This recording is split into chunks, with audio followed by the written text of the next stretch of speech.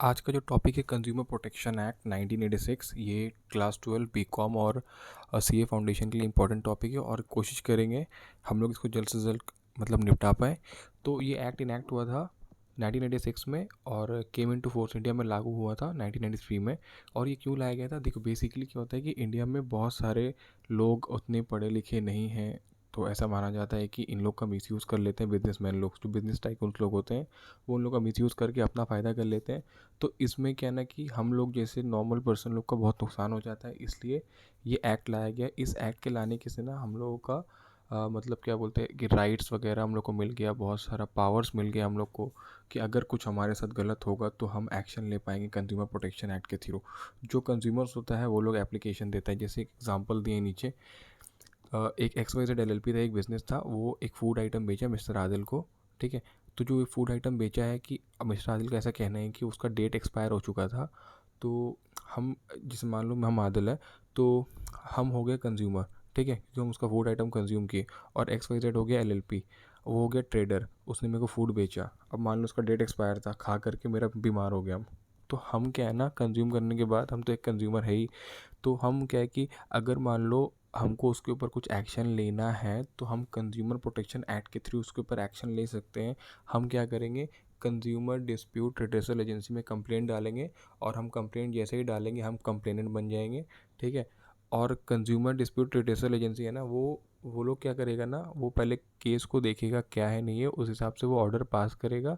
और जब ऑर्डर पास करेगा तो हो सकता है वो LLP पे ये केस दे, मतलब ऑर्डर जब पास करेगा तो उसको पेनल्टी ऐसे लगा दे, जैसे 1 महीने का जेल, मैक्सिमम 3 साल का भी जेल दे सकता है, और 2,000 से लेकर 10,000 तक पेनल्टी भी दे सकता है, और जेल प्लस पेनल्टी दोनों दे सकता है। ठीक है, और कुछ कुछ इंपॉर्टेंट टर्म्स है, जैसे यहाँ पे कंज्यूमर, कंप्लेनेंट, उसके बाद गुड्स। ठीक है, उसके बाद कंप्लेंट, फिर कंज्यूमर डिस्प्यूट रिड्रेसल एजेंसीज, ये सब ना हम लोग अभी विस्तार में डिस्कस करेंगे। जैसे कंज्यूमर, अब कंज्यूमर का मतलब क्या होता है? देखो, दो तरह का, एक तो कंज्यूमर ऑफ गुड्स हो गया और दूसरा हो गया कंज्यूमर ऑफ सर्विस। ठीक है, कंज्यूमर ऑफ गुड्स मतलब क्या है? Person who page money for goods. जिस पर्सन ने गुड्स खरीदने का पैसा दिया उसको बोलते हैं पर्सन हु पे मनी फॉर गुड्स। और दूसरा केस क्या हो सकता है? एक पर्सन तो है जो पैसा दे रहा है गुड्स के लिए, और दूसरा पर्सन यूज़ कर रहा है। मान लो मैंने कुछ गुड्स परचेस किया, वो गुड्स परचेस करके मैंने अपने फादर को दे दिया, वो फादर यूज़ करे मेरे। तो कंज्यूमर मैं भी हुआ, मेरे फादर भी हुआ, राइट? मैंने पे किया गुड्स का, मेरे फादर ने यूज़ किया उस गुड्स का।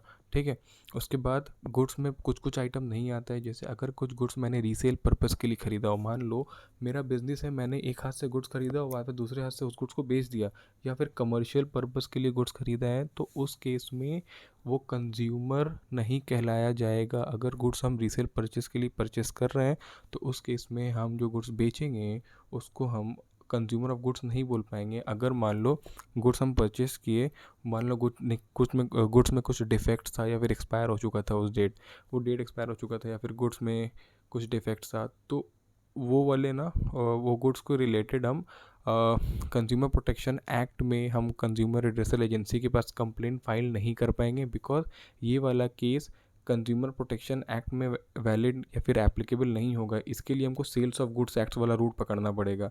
एक और एक्ट है सेल्स ऑफ गुड्स एक्ट, तो उस केस में उस रूट को फॉलो करना पड़ेगा। यहाँ पे कंज्यूमर प्रोटेक्शन एक्ट एप्लीकेबल नहीं होगा। तो फिर से बोल रहा है, consumer of goods, person who page money for goods और पर्सन यूजेस द गुड्स। ठीक है, बट इसमें दो चीज़ नहीं आता। सबसे पहला, अगर हम गुड्स परचेस करते हैं रीसेल पर्पज़ के लिए, या फिर गुड परचेस करते हैं कमर्शियल पर्पज़ के लिए, मतलब अगर हम गुड परचेस किए हैं ताकि हम बिज़नेस में वापस से बेच पाएँ, तो कंज्यूमर प्रोटेक्शन एक्ट यहाँ पर नहीं लग पाएगा, बिकॉज ये कंज्यूमर का डेफिनेशन से बाहर निकल जाएंगे फिर हम लोग। उसी तरह से सेम कंज्यूमर ऑफ सर्विस आता है, पर्सन हु पे या फिर हायर्स मनी फॉर सर्विस, या पर्सन हु अवेल या फिर uses service with the approval of person who पे।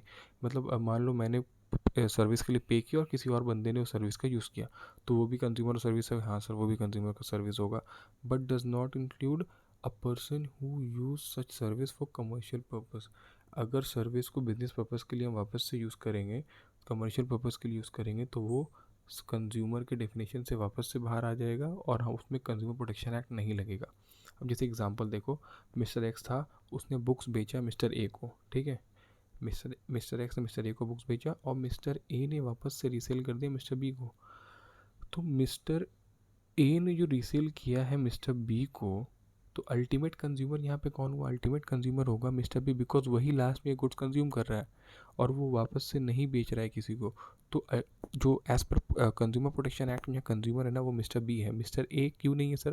बिकॉज मिस्टर ए ने गुड बुक्स को लेकर के वापस से रीसेल किया है, वो एक रिटेलर है, not a consumer, not a consumer as per consumer protection act. ठीक है, उसके बाद दूसरा एग्जांपल ले लो सर्विस वाला। अगर मान लो आदिल सर परचेस कैलकुलेटर, एक तो हम कैलकुलेटर अगर परचेस करते हैं या तो हम पर्सनल यूज़ करेंगे, या फिर मान लो एक कोई कोचिंग सेंटर है एक्सेलेंशिया मान लो, तो उसके लिए हम परचेस करेंगे। अगर मानो कि हमने परचेस किया कैलकुलेटर पर्सनल यूज़ के लिए किया, ना ही रीसेल पर्पज़ के लिए, ना ही कमर्शियल यूज़ के लिए, तो आदिल सर जो होंगे ना वो कंज्यूमर कहलाएंगे as per consumer protection act. ठीक है, इस जगह कंज्यूमर प्रोटेक्शन एक्ट लग जाएगा। लेकिन मान लो कोई कोचिंग सेंटर के लिए अगर लेते हैं तो Adil sir is not a consumer as per consumer, मतलब उस जगह में ना कंज्यूमर वो नहीं कहलाएगा आदिल सर, और वहाँ पे कंज्यूमर प्रोटेक्शन एक्ट नहीं लगेगा, वहाँ पे सेल्स ऑफ गुड्स एक्ट लगेगा। और आते हैं दूसरा डेफिनेशन, गुड्स एंड सर्विस। अब गुड्स क्या होता है सर और सर्विस क्या होता है? Goods includes movable property, stock, shares, crops, grass and things attach to land which are agree to be severed upon sale. Sale करने टाइम में अगर हम उसको बेचे तो वो गुड्स में आएगा, यस सर आएगा। एक्सक्लूड एक्शनेबल क्लेम्स, अगर कोई डेटर्स वगैरह है वो आएगा, नहीं है वो नहीं आएगा सर। मनी नहीं आएगा सर, गुड्स का डेफिनेशन में नहीं आएगा। अब सर्विस बहुत इंपॉर्टेंट डेफिनेशन है। सर्विस मेड अवेलेबल टू, कोई भी सर्विस, किसी भी तरह का सर्विस दोगे वो सर्विस में आएगा। Banking service, insurance, transport, hotel service, electricity, entertainment service by medical practitioner, वो भी आएगा, हाँ सर आएगा। लेकिन क्या नहीं आएगा, इंपॉर्टेंट है देखो, अगर हम सर्विस दे रहे हैं फ्री ऑफ कॉस्ट, अगर हम कोई पैसा चार्ज नहीं कर रहे हैं, समाज सेवा कर रहे हैं, सर्विस दे रहे हैं, फ्री मेडिकल कैंप लगा रहे हैं, फ्री मेडिकल ट्रीटमेंट का, गवर्नमेंट हॉस्पिटल में इलाज करवा रहे हैं, ठीक है, तो ये सब सर्विस जो है ना outside the definition of service under consumer protection act है। ठीक है, अगर ऐसा कुछ सर्विस दे रहे हैं, अगर इसमें कुछ ब्लेम आता है, कुछ प्रॉब्लम होता है, तो आप कंज्यूमर प्रोटेक्शन एक्ट में रिलीफ के लिए क्लेम नहीं कर पाएंगे। ठीक है, उसके बाद है कॉन्ट्रैक्ट ऑफ पर्सनल सर्विस जैसे हम प्राइवेट ट्यूशन पढ़ाते हैं किसी को, तो क्या अगर हम कुछ गलत पढ़ाएंगे तो कोई मेरे पे केस कर पाएगा क्या? नहीं सर, नहीं कर पाएगा। ठीक है, और service provided by an advocate, अगर एडवोकेट अपने कोई क्लाइंट को केस, मतलब एडवोकेट अगर कोई पर्सनल केस क्लाइंट का डील कर रहा है, तो क्या वो उसमें कंज्यूमर प्रोटेक्शन एक्ट लग सकता है? क्या वो सर्विस होगा? क्या डेफिनेशन में आएगा? क्या नहीं सर, डेफिनेशन में नहीं है, कंज्यूमर प्रोटेक्शन एक्ट नहीं लग पाएगा उसमें। उसके बाद कुछ कुछ एग्जांपल दिए हैं, आप लोग ये रीड कर लेंगे मेरा नोट तो आपको समझ में आ जाएगा। जैसे बैंक कस्टमर कंज्यूमर है, हाँ सर। अगर प्राइवेट कोचिंग दे रहे हैं तो क्या वो कंज्यूमर? नहीं, because contract of personal service हो जाएगा, outside definition of service, not a consumer. उसके बाद tenant same, consumer electricity consumer होगा। Purchase of goods for resale है तो फिर नहीं होगा ये, यहाँ पे लिखा है resale of goods outside definition of goods, not a consumer. Then again receiving medical treatment in government hospital, not a consumer. ठीक, कंज्यूमर का डिस्प्यूट्स, कंज्यूमर डिस्प्यूट मतलब मीन्स अ डिस्प्यूट। अगर मतलब मान लो कि हम अभी ऊपर वाले एग्जांपल में मिस्टर ए ने ये किया था, कंप्लेन किया था कंज्यूमर डिस्प्यूट रिड्यूसल एजेंसी में, किसके नाम पे? एलएलपी के नाम पे, एक्स वाई जेड में। तो जो एक्स वाई जेड जो है ना वो एक्सेप्ट थोड़ी कर लेगा साथ ही साथ कि हाँ सर मैं गिल्टी हूँ, वो तो ऑब्वियसली कुछ ना कुछ क्लेम करेगा अगेंस्ट में, कि वो ये बोलेगा कुछ कि कंप्लेन जो वो दे रहा है वो गलत है, या फिर कुछ एलिगेशन लगाएगा। तो वो जो एलिगेशन लगता है, वो डिनाई करता है ना जो कंपनीज या फॉर्म्स, उसको बोलते हैं कंज्यूमर डिस्प्यूट। ठीक है, the person against whom complain has been made denies the allegation, जिसके लिए हम कंप्लेन कर रहे हैं वो एलिगेशन को डिनाई कर रहा है, वो बोलना चाह रहा है कि वो निर्दोष है, तो वो अपना कुछ पॉइंट रखेगा, उसको बोलते हैं कंज्यूमर डिस्प्यूट। अब कंप्लेनेंट कौन हो सकते हैं? सबसे पहले अभी पढ़ के हम लोग ऊपर में, कंज्यूमर ऑब्वियसली जो कंप्लेन कर रहा है कंज्यूमर। ठीक है, फिर कंपनीज रजिस्टर्ड कंपनीज एक्ट।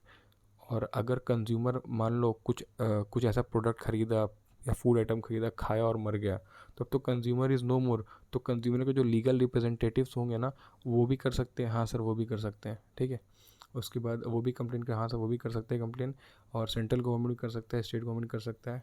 अब कंज्यूमर के राइट्स क्या है? सबसे पहला राइट टू बी इन्फॉर्म्ड है। मतलब कंज्यूमर का ना राइट होता है कि उसको सारा इन्फॉर्मेशन होना चाहिए प्रोडक्ट परचेज करने से पहले, क्या प्राइस है, क्या दाम है, क्या क्वालिटी, एक्सपायरी डेट क्या है, रीड कर लेना एग्जाम्पल। राइट टू सेफ्टी मतलब प्रोडक्ट से या फिर सर्विस से जो भी हजार्डस प्रोडक्ट होता है ना, जिससे मेरा लाइफ थ्रेटन हो सकता है या फिर हम मर सकते हैं, हेल्थ इफेक्ट कर सकता है, वो सब इन्फॉर्मेशन पहले से होना चाहिए। और product should be free from defect. ठीक है, फिर right to choose, consumer has a right to select product which suit his requirement, जो उसको पसंद आएगा वही वो प्रोडक्ट उसको पता होना चाहिए कौन सा प्रोडक्ट है, लेना है नहीं लेना है। आप पे ज़बरदस्ती कंज्यूमर को नहीं बोल सकते कि आप भाई यही लो, उसका मर्ज़ी वो कुछ भी ले सकता है। Right to be heard, in case of complaint from product consumer can register to consumer dispute redressal agency. अभी ऊपर नोट डिस्कस की थी एग्जांपल, अगर कंज्यूमर कंप्लेन करना है तो वो CDRA में कंप्लेन कर सकता है, ठीक है। और कंप्लेन करना तो मेरा राइट है ही, अगर हमको लगा कि प्रोडक्ट या फिर प्रोडक्ट में कुछ दिक्कत है, कोई डिस्प्यूट है, या फिर प्रोडक्ट एक्सपायर हो चुका है, कुछ भी बहुत सा एग्जांपल हो सकता है, तो हम कंप्लेन तो कर सकते हैं, ये मेरा राइट है। और दूसरा है ना, दूसरा मेरा राइट क्या है कि मेरे को रिलीफ भी मिलेगा। हम जो कंप्लेन करेंगे ना उधर से रिलीफ मिलेगा। अब रिलीफ कैसे मिल सकता है, हो सकता हो कि मेरा जो कोड था consumer dispute consumer redressal agency जो था, वो आपको रिप्लेसमेंट में कुछ अच्छा प्रोडक्ट दिलवा दे, या फिर डिफेक्ट को ठीक करवा दे, या फिर आपको रिफ़ंड करवा दे पैसा।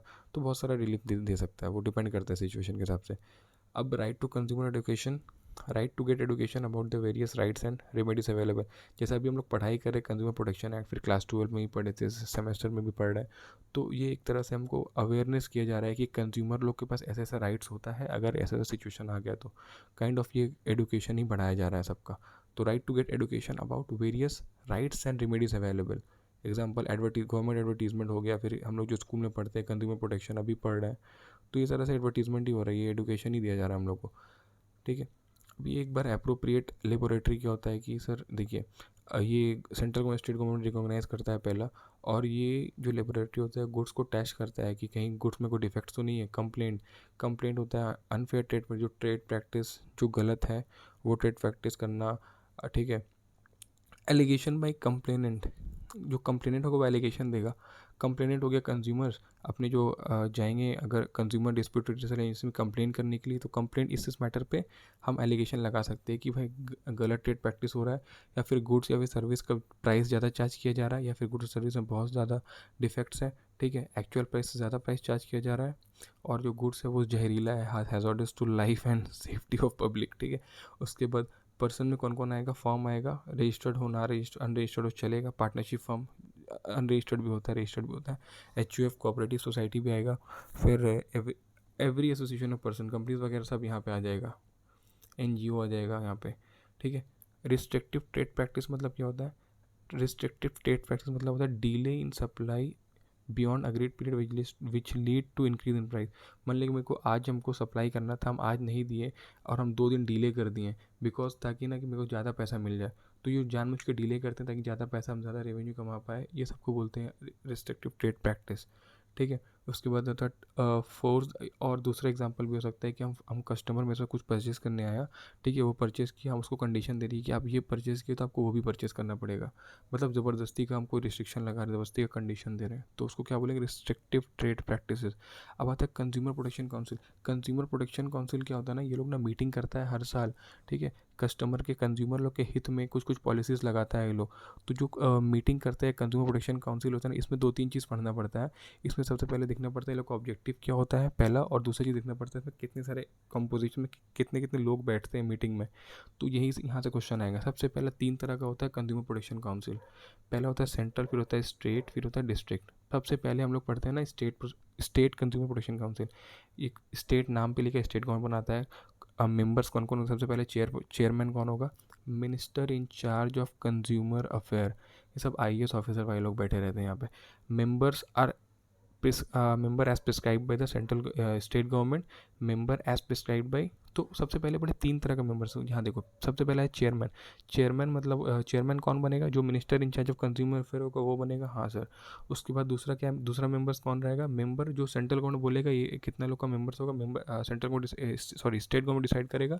उसके बाद सेंट्रल गवर्नमेंट भी कुछ कुछ मेंबर को प्रिस्क्राइब देगा, लेकिन मैक्सिमम कितना मेंबर को प्रिस्क्राइब कर सकता है वो 10। सो देखा यहाँ पे स्टेट गवर्नमेंट का कोई लिमिट नहीं है, स्टेट गवर्नमेंट जितना चाहे उतना मेंबर प्रिस्क्राइब कर सकता है, लेकिन सेंट्रल गवर्नमेंट कितना कर सकता है, 10 कर सकता है, ठीक है। और जो है ना स्टेट कंज्यूमर प्रोटेक्शन काउंसिल का जो मीटिंग होता है, मिनिमम 2 मीटिंग एक साल में करना ही पड़ेगा आपको। और ऑब्जेक्टिव क्या है, ऑब्वियसली ऑब्जेक्टिव होगा राइट को प्रोटेक्ट करना कंज्यूमर लोग का, जो अभी पढ़ के आए ना 6 राइट्स पीछे पढ़ के आए हम लोग, वही वाला राइट सेम टू सेम लिखना है यहाँ पे। तो इसका ऑब्जेक्टिव भी समझा हम लोग। उसका सेंट्रल कंज्यूमर प्रोटेक्शन काउंसिल क्या है, इस्टेब्लिश बाय सेंट्रल गवर्नमेंट, हाँ नाम में सेंट्रल है तो सेंट्रल गवर्नमेंट बनाएगा। हाँ मेंबर कौन होगा, सबसे पहले chairman, minister in charge of consumer, same है वहाँ पे भी यहाँ पे भी वही है, minister in charge of consumer affair. Member as prescribe by central government, यहाँ पे स्टेट गवर्नमेंट बोलना, ठीक है। और ये मिनिमम कितना मीटिंग करेगा, साल में 1 मीटिंग करेगा। अब आते हैं हम लोग district consumer protection council, next page में पॉइंट लिखा है। चलो नेक्स्ट पेज में चलते हैं। अब जो डिस्ट्रिक्ट है ना, डिस्ट्रिक्ट कंज्यूमर प्रोटेक्शन काउंसिल, ये भी स्टेट गवर्नमेंट बनाता है। इसका मेंबर कौन, चेयरमैन होगा, कलेक्टर ऑफ डिस्ट्रिक्ट, डिस्ट्रिक्ट का जो कलेक्टर होगा वो चेयरमैन होगा। मेंबर भी कौन प्रिस्क्राइब करेगा, स्टेट गवर्नमेंट प्रिस्क्राइब करेगा।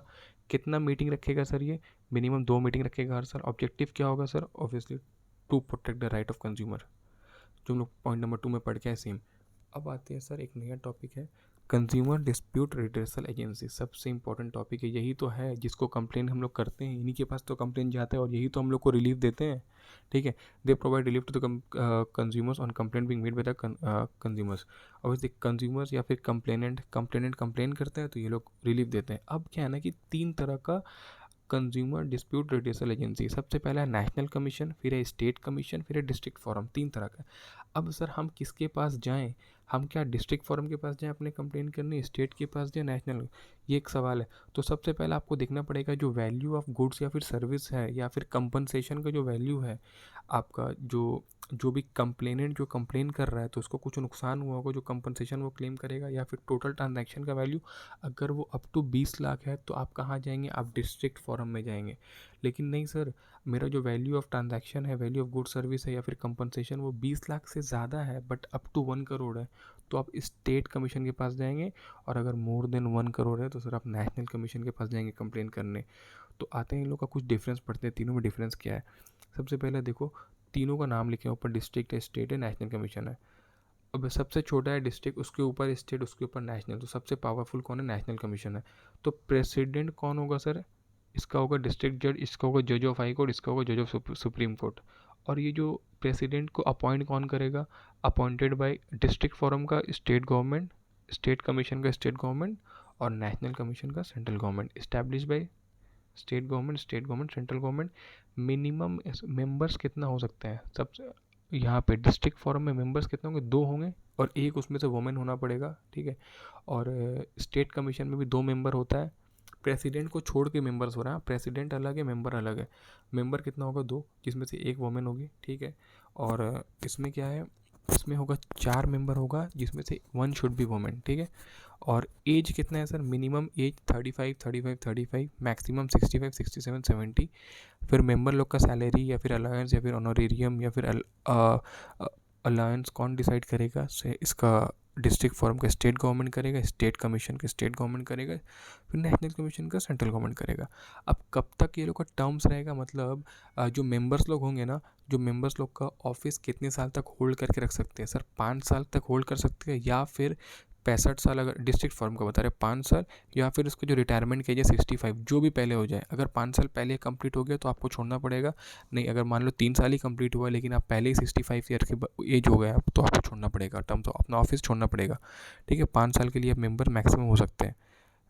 ठीक है, उसी तरह से स्टेट कमीशन है 5 साल और 67 या फिर 5 साल और 70। ठीक है, अब आता है हायरार्की, देख लें आप, ये पावरफुल बता दिए। सबसे पहले डिस्ट्रिक्ट फोरम है, second stage state commission, third stage national commission. अब आते हैं member of corporate, member of consumer, ये CDRA बोलेगा, अब कंफ्यूज हो जा रहा है बार बार नाम, कंज्यूमर डिस्प्यूट रेड्रेसल एजेंसी, इतना बड़ा नाम है ना। CDRA का मेंबर कौन होता है, सबसे पहले तो क्वालिफिकेशन मेंबर का, जो CDRA का जो मेंबर होता है हम लोग देखें ना अभी, कितना तरह मेंबर होता है, 2-2-4 होते हैं, जिसमें से एक एक वुमेन होती है सब में। तो ये 2-2-4 जो मेंबर होते हैं ना, उन लोग का क्वालिफिकेशन क्या होता है, सबसे पहले तो क्वालिफिकेशन है 35 साल से ऊपर होना चाहिए। ऑब्वियसली 65 रिटायरमेंट एज ना होना चाहिए, सिर्फ अभी क्वालिफिकेशन, डिसक्वालिफिकेशन बात नहीं कर रहा। एज कितना होना चाहिए, 35 ईयर, उससे ज़्यादा होना चाहिए। बैचलर डिग्री ग्रेजुएटेड होना चाहिए और नॉलेज और एक्सपीरियंस होना चाहिए फाइनेंशियल, लॉ, अकाउंट्स, ऑडिट वगैरह में 10 साल या फिर उससे ज़्यादा का एक्सपीरियंस होना चाहिए मिनिमम। अगर है तो आप बन सकते हो मेंबर, अगर नहीं है तो आप नहीं बन सकते हो। डिसक्वालिफिकेशन क्या है, not eligible to become member. अगर आप कोई मॉरल टर्पिट्यूड में, जैसे क्रिमिनल एक्ट कुछ किए हैं जिसकी वजह से आपको ऑफेंस आप किए हैं जिसकी वजह से आपको जेल हुआ है, तो आप डिसक्वालीफाई हो जाएंगे, मेंबर नहीं बन पाएंगे। इंसॉल्वेंट है या फिर अनसाउंड माइंड है, मतलब पागल हैं आप, या फिर he has been remove from the service of government, जो जॉब करते थे आपको उस जॉब से निकाला गया है, तो आप नहीं बन पाएंगे। अब जो मेंबर होता है ना CDRA का, मेंबर को कौन अपॉइंट करता है सिलेक्शन कमेटी जो है, अपॉइंट तो सेंट्रल गवर्नमेंट स्टेट गवर्नमेंट ही करता है, लेकिन जो होता है रिकमेंडेशन कौन करता है, सिलेक्शन कमेटी रिकमेंडेशन करता है। अब सिलेक्शन कमेटी क्या है सर, सिलेक्शन कमेटी जो है मेंबर लोग का रिकमेंडेशन देता है गवर्नमेंट को, फिर उसके बाद मेंबर लोग अपॉइंट होता है। अब सिलेक्शन कमेटी में चेयरमैन कौन होता है सर, प्रेसिडेंट ऑफ कमीशन। अब ना उसके आगे तुम लोग स्टेट या फिर सेंट्रल लगा लेना, अगर स्टेट वाला अगर कमीशन है तो स्टेट लगा देना, नेशनल कमीशन है तो नेशनल लगा देना। तो हम डायरेक्टली कॉमन पॉइंट बना के लिख दिए हैं, क्योंकि सिलेक्शन कमेटी जो बनाया जाता है ना, स्टेट के लिए अलग बनाया जाता है, फिर नेशनल के सेंट्रल के लिए अलग बनाया जाता है, और डिस्ट्रिक्ट के लिए भी स्टेट वाला ही चलता है। तो हम बेसिकली कॉमन पॉइंट बना दिए, चेयरमैन प्रेसिडेंट ऑफ कमीशन होगा, member secretary of law department होगा, फिर और एक मेंबर होगा secretary incharge of department dealing with consumer affair. अब सबसे इंपॉर्टेंट टॉपिक आता है अपील्स, मज़ा आएगा पढ़ के। अपील्स में लिखा है कंज्यूमर जो है ना कंप्लेन करेगा डिस्ट्रिक्ट फोरम में। कंप्लेन किया, ठीक है, कंज्यूमर कोई प्रोडक्ट यूज़ किया था जिसको कंप्लेन करना था, तो सबसे पहले कहाँ जाएगा, मान ले मेरा जो वैल्यू ऑफ गुड सर्विस था वो 20 लाख से कम था, तो हम अब कंप्लेन कहाँ करेंगे, हम कंप्लेन डिस्ट्रिक्ट फोरम में करेंगे। कर दिए कंप्लेन। पहला केस हो सकता है जो डिस्ट्रिक्ट फोरम में ना मेरे ही कंज्यूमर के फेवर में केस का हित दे देगा ना, कंज्यूमर के फेवर में डिसीजन दे देना, ऑर्डर ऐसा पास करे जो कंज्यूमर का फेवर में हो, कंज्यूमर भी खुश हो जाए उससे, तो वहाँ पे केस डिसॉल्व हो जाएगा। जो भी उसको रेमेडी मिलेगा, जो भी उसको पेमेंट मिलेगा वो लेकर के निकल जाएगा, यहाँ पे कंप्लेंट डिसॉल्व ख़त्म। लेकिन अगर मान लो डिस्ट्रिक्ट फोरम वाला कुछ ऐसा ऑर्डर पास किया जो कि इन फेवर ऑफ ट्रेडर में होगा, जो डेट एक्सपायर वाला गुड्स या फिर कोई डिफेक्ट गुड्स बेच रहा है उसके फेवर में कोई ऑर्डर पास कर दिया, मतलब मेरे को तो कुछ फ़ायदा हुआ ही नहीं, मतलब मेरा जो नुकसान हुआ, मेरा जो लॉस हुआ उसका तो कुछ हमको मिला ही नहीं ना। तो उस केस में ना कंज्यूमर क्या करेगा ना, अपील फाइल करेगा, बिकॉज वो खुश नहीं है डिस्ट्रिक्ट फोरम के ऑर्डर से। तो किसको फाइल करेगा अपील, वो हायर अथॉरिटी में करेगा। तो ठीक डिस्ट्रिक्ट के ऊपर कौन होता है, डिस्ट्रिक्ट के ऊपर होता है स्टेट कमीशन। तो वो 30 दिन के अंदर, जब ऑर्डर डिस्ट्रिक्ट फोरम पास किया उसके 30 दिन के अंदर वो किसको ऑर्डर 30 दिन के अंदर जब डिस्ट्रिक्ट फोरम ऑर्डर पास किया था उसके 30 डेज़ के अंदर वो स्टेट कमीशन में अपील फाइल करेगा, और उसको अपील फाइल करने से पहले कुछ पैसा देना पड़ेगा, उसको डिपॉजिट मनी बोलते हैं, और वो डिपॉजिट मनी रिफंडेबल होता है, ठीक है। तो जब वो अपील फाइल करेगा स्टेट कमीशन में, उसको कुछ मनी डिपॉजिट करना पड़ेगा। कितना मनी कर सकते हैं sir deposit, 50% of the amount final by the district forum. जितना डिस्ट्रिक्ट फोरम में ऑर्डर पास किया था अमाउंट कंपनसेशन का उसका 50%, और 25,000 जो भी लोअर होगा उतना आपको डिपॉजिट पे करना पड़ेगा। मतलब जो डिस्ट्रिक्ट फोरम ऑर्डर पास किया होगा ना कि कंज्यूमर आपके वजह से इतना नुकसान हुआ, उल्टा उसको आपको ही पे करना है, तो उस कंपनसेशन का 50%, ठीक है, उस कंपनसेशन का 50% और 25,000 जो भी लोअर होगा उसको पे करना पड़ेगा। और जो है ना स्टेट कमीशन ना विद इन 90 डेज़ के अंदर उसको ऑर्डर पास करना पड़ेगा। अब या तो वो order in favour of consumer डालेगा, ठीक है, फिर वापस से केस जो हो जाएगा, कंप्लेन और केस डिसॉल्व हो जाएगा। लेकिन मान लें वापस से वो ऑर्डर पास करे, ये भी ना ऑर्डर पास किया इन फेवर ऑफ ट्रेडर, तो मतलब again order is pass in favour of trader, तो कंज्यूमर क्या करेगा, फिर अपील फाइल करेगा, किसको करेगा, हायर अथॉरिटी में। अब कौन होगा, नेशनल कमीशन आएगा। अब जो है ना कंज्यूमर जब नेशनल कमीशन को अपील फाइल करेगा कितने दिन में, within 30 days from the date of order pass by the state commission. और यहाँ पे भी उसको डिपॉजिट मनी रखना पड़ेगा, कितना, 50% of the amount finalise by state commission, और 25,000 विच एवर इज़ लोअर। और नेशनल कमीशन होगा ना 90 दिन के अंदर ऑर्डर पास करेगा। जैसे 90 दिन का ऑर्डर पास किया कंप्लेंट डिसॉल्व हो जाएगा, और इन फेवर ऑफ कंज्यूमर अगर ऑर्डर पास किया तो ठीक है, डिसॉल्व हो गया मैटर, कंप्लेंट डिसॉल्व। लेकिन अगर ऑर्डर पास किया इन फेवर ऑफ ट्रेडर तो वापस से कंज्यूमर क्या करेगा ना, अपील करेगा हायर अथॉरिटी में, डेट इज़ सुप्रीम कोर्ट में। अब जब सुप्रीम कोर्ट के पास जब गया, अपील कर दिया, तो कितने दिन में करेगा, within 30 days from the order pass by national commission. जब ऑर्डर पास किया वहाँ 30 डेज़ के अंदर डिपॉजिट मनी वापस से 50% of the amount finalise by the national commission, और 50,000 विच एवर इज़ लोअर। अब सुप्रीम कोर्ट जो है जो ऑर्डर पास करेगा वो फाइनल होगा, और इस ऑर्डर को कंज्यूमर अपील नहीं कर सकते, यार नॉट अपीलेबल होता है ये। और सुप्रीम कोर्ट के पास कोई टाइम लिमिट नहीं है, वो जब मर्जी वो ऑर्डर पास करेगा। और ऊपर में क्या था, दोनों में 90 डेज़ का टाइम लिमिट था। थैंक यू, ख़त्म यहाँ पे ये चैप्टर हम लोग का।